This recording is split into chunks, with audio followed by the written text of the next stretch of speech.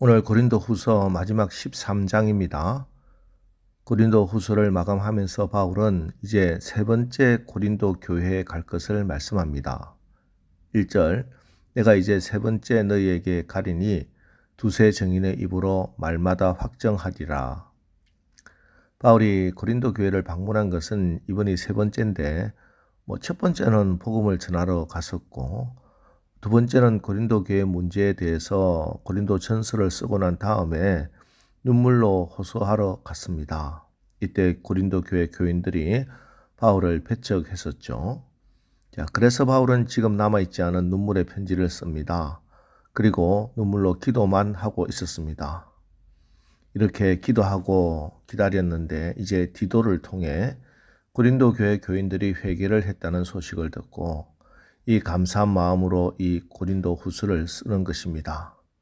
그리고 이제 다시 세 번째 방문을 하려고 합니다.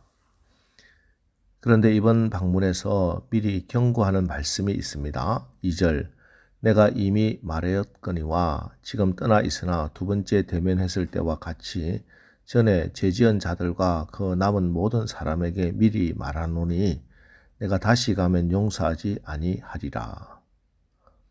지난번 바울이 두 번째 방문했을 때 죄에 대하여 지적했던 사람들이 있었는데 이번에도 회개하지 않으면 용서하지 않겠다 하는 것입니다. 여기서 우리가 분명히 알아야 하는 사실이 있습니다.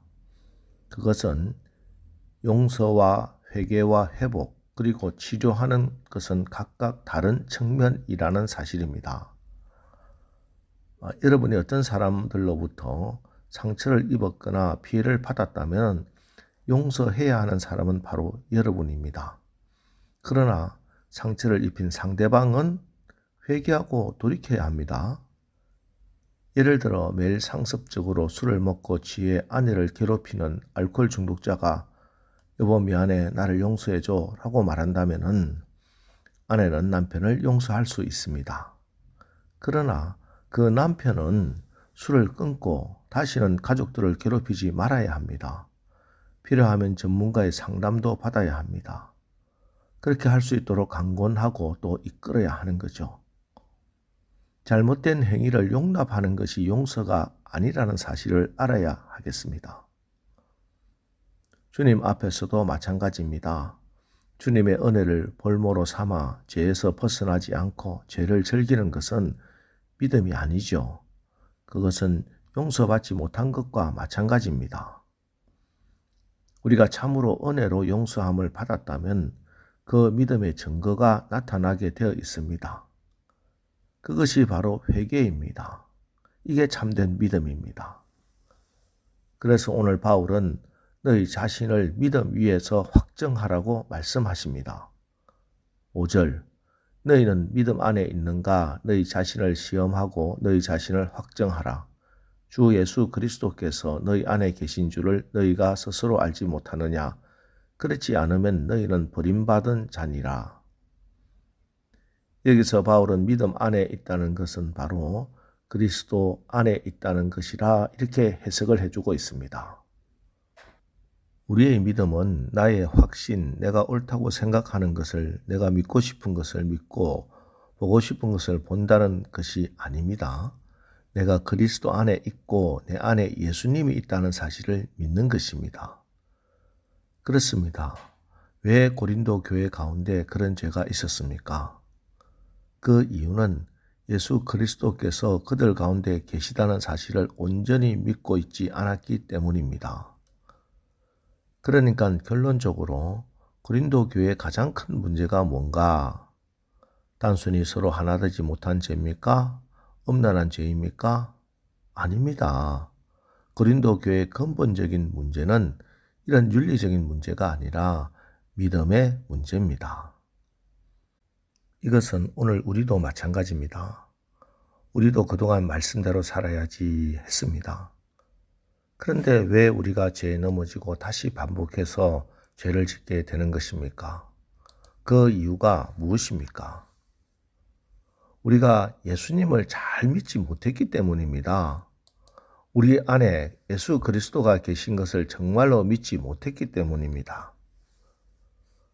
그래서 이제 우리가 해야 할 일이 무엇이겠습니까? 이제 우리가 해야 할 일은 예수 잘 믿는 일입니다. 우리 가운데 예수님께서 살아계시다는 것을 정말 믿고 그렇게 믿음으로 살아가는 일입니다. 그래서 너희는 믿음 안에 있는가 너희 자신을 시험하고 너희 자신을 확정하라는 말씀이 결국 예수 그리스도께서 너희 안에 계신 줄을 너희가 스스로 알지 못하느냐? 내가 예수 안에 있는가? 내가 예수님과 연결되어 있는가? 하는 그 문제라는 것입니다.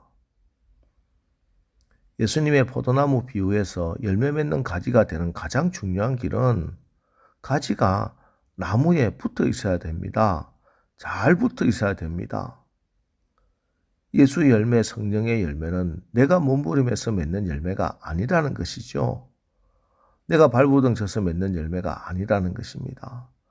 포도나무 가지가 포도나무에 붙어 있기만 하면, 잘 붙어 있기만 하면은 저절로 맺혀지는 성령의 선물이라는 것입니다. 그래서 신앙생활이란 열매를 맺지 못해 늘 가슴을 치는 것이 아니라 예수님과 하나 되기 위해 예수 안에 평안히 거하기 위해 애쓰는 싸움입니다. 우리 기독교와 다른 종교의 갈림길이 여기에 있습니다.